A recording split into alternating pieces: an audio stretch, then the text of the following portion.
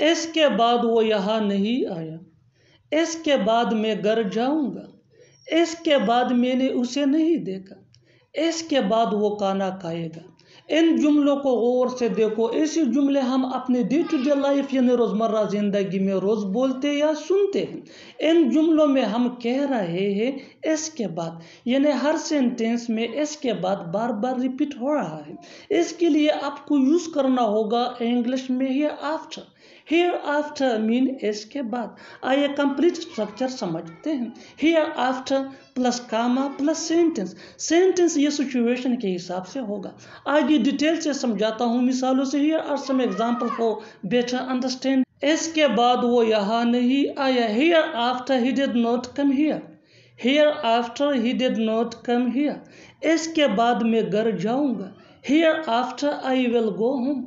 Hair after I will go home. اس کے بعد میں نے اسے نہیں دیکھا۔ Hereafter I have not seen him. Hereafter I have not seen him. اس کے بعد وہ کھانا کھائے گا۔ Hereafter he will have food. Hereafter he will have food. اور آخر میں یہ سینٹینس آپ کے لیے کامنٹ سیکشن میں اس کا جواب ضرور دینا۔ اس کے بعد وہ وہاں جا رہا ہے۔ اس کے بعد وہ وہاں جا رہا ہے۔ Subscribe to English pace for more advance English sentence structure. Thanks ma'am.